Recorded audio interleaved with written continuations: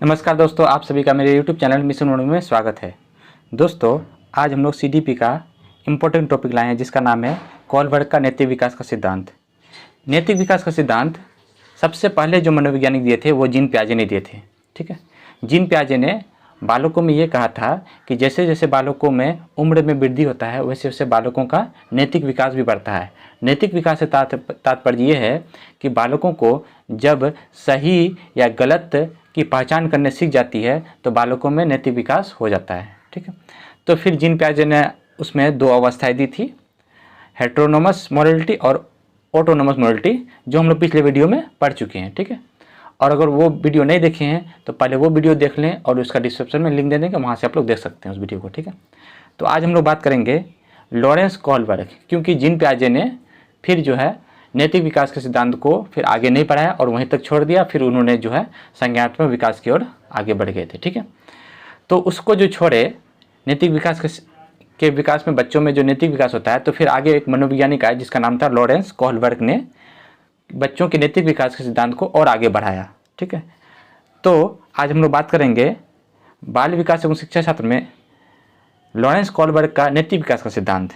ठीक है, तो इसमें देखते हैं लॉरेंस कोहलबर्ग का जन्म 1927 ईस्वी में तथा इसकी मृत्यु 1987 ईस्वी में हुआ था। ठीक है, इसका जन्म 1927 में और इसका मृत्यु जो था 1987 में हुआ था। ठीक है, और देखते हैं इसमें लॉरेंस कोहलबर्ग एक अमेरिका के मनोवैज्ञानिक थे। लॉरेंस कोहलबर्ग कहाँ के मनोवैज्ञानिक थे? अमेरिका के मनोवैज्ञानिक थे। ठीक है, जो शिकागो विश्वविद्यालय के मनोविज्ञान के प्रसिद्ध प्रोफेसर थे।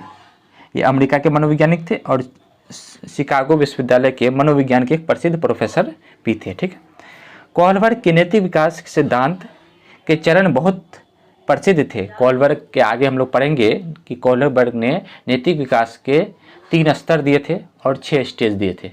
ठीक है, प्रत्येक एक लेवल में 2 स्टेज होते हैं, तो 3 लेवल और 6 स्टेज में बच्चों को उनके उम्र के अनुसार बांटे थे। वो आगे पढ़ेंगे हम लोग। ठीक, और देखते हैं हम लोग इसमें पहले जीन पियाजे ने नैतिक विकास का प्रतिपादन किया, लेकिन पियाजे फिर इन्हें आगे नहीं बढ़ाया और आगे इसको कोहलबर्ग ने नैतिक विकास के सिद्धांत को आगे बढ़ाया। सबसे पहले हम बताए कि जीन पियाजे मनोवैज्ञानिक ने ही नैतिक विकास का बच्चों में खोजा था। ठीक, फिर वो जो है नैतिक विकास को आगे नहीं बढ़ाया और वहाँ से छोड़ दिया। फिर उसके बाद जो मनोवैज्ञानिक आए थे लॉरेंस कोहलबर्ग लाए, जो नैतिक विकास को आगे बढ़ाया बच्चों में। ठीक है, कोहलबर्ग के नैतिक विकास के सिद्धांत में 3 लेवल दिए और 6 स्टेज। ठीक है, 6 स्टेज दिए थे जो आगे पढ़ेंगे हम लोग। ठीक है, आगे देखते हैं बच्चों में किस प्रकार नैतिक विकास होता है, तो उससे संबंधित कोहलबर्ग ने 2 टर्म दिए। देखिए कि बच्चों में जो नैतिक विकास होता है उसमें जो है कोहलबर्ग ने 2 टर्म दिए। 2 टर्म इसलिए कि बच्चों में एक मोरल डिलेमा होता है, एक मोरल रीजनिंग होता है। इस दोनों को समझेंगे तब उसके बाद हम लोग लेवल में जाएंगे, स्टेज में जाएंगे। ठीक है, तो मोरल डिलेमा क्या होता है और मोरल रीजनिंग क्या होता है, बहुत ही इंपॉर्टेंट पॉइंट है ये। नैतिक द्विविधा और नैतिक तर्क, इसको हम लोग समझते हैं। नैतिक द्विविधा क्या होता है? मोरल डिलेमा एक प्रकार का सिचुएशन है। मोरल डिलेमा एक प्रकार का क्या है? परिस्थिति है जिसमें आप द्विधा में रहते हैं कि क्या करना सही रहता है कि क्या करना गलत रहता है, जिसमें आपके सामने में कई सारे ऑप्शन आते हैं। इसे ही मोरल डिलेमा कहते हैं। मतलब कि जब आपके सामने में कई सारे ऑप्शन रहेंगे और उन ऑप्शन में से सबसे बहुत अच्छा जो है आपके लिए उपयोगी ऑप्शन रहेगा, जो आपके लिए लाभदायक होगा, उसको चुनना, और जो आपके सामने में ऑप्शन है उसी को हम लोग क्या कहेंगे? मोरल डिलेमा कहते हैं, नैतिक दुविधा कहेंगे। ठीक है, यहाँ तक कोई दिक्कत नहीं। मोरल डिलेमा समझ में आया कि मोरल डिलेमा एक प्रकार का क्या है? सिचुएशन है जिसमें आपको निर्णय करना पड़ता है कि ये सिचुएशन, कौन सा सिचुएशन मेरे लिए सबसे लाभदायक है। आगे हम लोग और समझेंगे इसको उदाहरण की मदद से। मोरल रीजनिंग क्या होता है? मोरल रीजनिंग, इसके बारे में बात करते हैं। नैतिक तर्कता या नैतिक तर्क क्या होता है? ठीक है, मोरल रीजनिंग में हम सोचना शुरू करते हैं। जैसे कि जब मेरे सामने में मोरल डिलेमा आया, कई सारे ऑप्शन आए, तो हम लोग क्या करते हैं, उनमें से सबसे जो बेस्ट ऑप्शन होते हैं उसको हम लोग चुनने के लिए उसको हम लोग क्या करते हैं, सोचना शुरू करते हैं, थिंकिंग करना शुरू करते हैं कि क्या करना सही होगा या क्या करना गलत होगा, कि क्या करना सही होगा और क्या करना गलत होगा, सबसे कम गलत होगा, यही सोचने को हम लोग मोरल रीजनिंग कहते हैं। मतलब हुआ कि मेरे सामने में कई सारे मोरल डिलेमा होते हैं, जिसमें से बेहतर जो सबसे अच्छा रहेगा, जो मेरे लिए उपयोगी होगा, जिसमें कम गलत होने की संभावना है, तो उसके लिए हम क्या करते हैं, सोचते हैं। ठीक है, जब सोचना शुरू करते हैं, इसी को हम लोग क्या बोलते हैं, मोरल रीजनिंग कहते हैं, यानी कि नैतिक तर्क कहते हैं।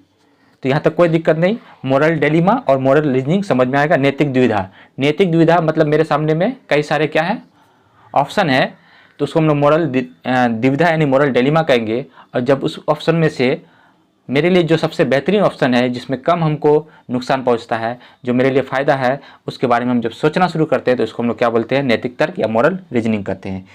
यहाँ तक कोई दिक्कत नहीं, दोनों हम लोग को समझ गए। इसका मतलब है कि मोरल डिलेमा में आप ऐसी सिचुएशन को चुनते हैं जिसमें सबसे ज़्यादा फायदा होता है। मतलब मोरल डिलेमा में ऐसे सिचुएशन को चुनते हैं जो सबसे ज़्यादा आपके लिए फ़ायदा होता है। ठीक है, तथा इसमें नुकसान भी होता है, तथा इसमें कुछ ना कुछ नुकसान भी होगा जिसको आप छोड़ते हैं। ठीक है, तो और मोरल रीजनिंग में, थिंकिंग में क्या होता है, राइट और रॉन्ग दो चीज़ हम लोग को होता है। मेरे सामने में सही और गलत होता है, उसमें से हम लोग क्या करते हैं, सोच विचार करके जो है सही की ओर आगे बढ़ते हैं। तो इस प्रकार मोरल रीजनिंग में राइट और रॉन्ग होते हैं। ठीक है, और मोरल डिलेमा में सिचुएशन होते हैं जिसको हम लोग चुनते हैं। ठीक है, इसको हम लोग उदाहरण की मदद से और समझते हैं। ठीक है, जब हम लोग वोट देने जाते हैं तो कई सारे नेता मतलब चोर, कई सारे चोर होते हैं। ठीक है, तो हम चोर ही चुनते हैं उसमें से। तो ये सभी कैंडिडेट के नाम हैं, जैसे कुछ कैंडिडेट हैं ABCDEF, ABCDEF, एक क्या है, ये सब कैंडिडेट हैं। ठीक है, अर्थात ये सभी मोरल डिलेमा है, ये सभी क्या है, मोरल डिलेमा है, आपके सामने में है। ठीक है, और सभी चोर भी है, सभी क्या है, चोर है एक प्रकार का। तो आप सोचते हैं कि सबसे कम चोर कौन है। ठीक, आप उसी को ही चुनते हैं जिसमें देश का कम से कम नुकसान हो, राज्य का कम से कम नुकसान हो, राष्ट्र का कम से कम नुकसान हो, उस जो है चोर को चुनते हैं, उस नेता को चुनते हैं। तो यहाँ पे जो है कैंडिडेट कई सारे रहते हैं, तो वो आपका जो है, ये सब आपका क्या हो गया, मोरल डिलेमा हो गया। ठीक है, मोरल डिलेमा हो गया। और उसमें से जो आपको सबसे ज़्यादा बेहतर है, जो देश के लिए कम नुकसान पहुंचाता है, तो उसमें जो आप सोचना शुरू करते हैं, तो ये मोरल रीजनिंग हुआ। इसको हम लोग समझ गए बहुत अच्छे से। और अच्छे से समझते हैं दूसरा एग्जाम्पल की मदद से कि परीक्षा।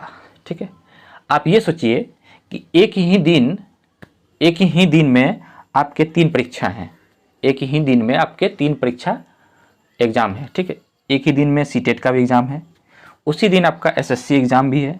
ठीक, और उसी दिन आपका बैंक एग्ज़ाम भी है। तो ये आपका मोरल डिलेमा हुआ। ठीक है, कि मेरे सामने में एक ही दिन में 3 ऑप्शन है। ठीक है, तो इस प्रकार आपके सामने में कई सारे मोरल डिलेमा होंगे, नैतिक दुविधा होगा रहते हैं, जहां आप मोरल रीजनिंग के माध्यम से सोचते हैं कि कम नुकसान वाले दुविधा को चुनते हैं। मतलब कि आपके लिए सबसे बेस्ट कौन सा रहेगा, सीटेट का एग्ज़ाम कि SSC का एग्ज़ाम कि बैंक का एग्ज़ाम।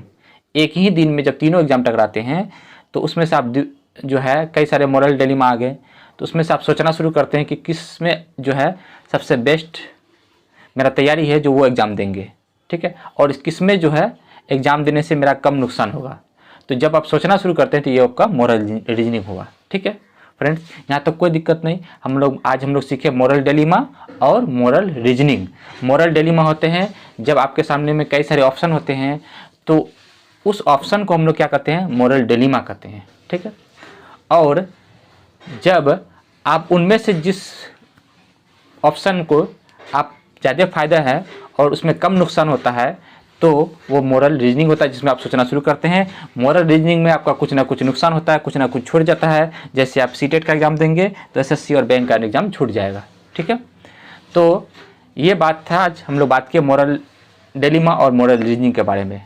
फिर नेक्स्ट वीडियो में हम लोग हिंज के दुविधा की कहानी को लाएंगे, जो एक यूरोप की महिला थी, कैंसर से पीड़ित थी।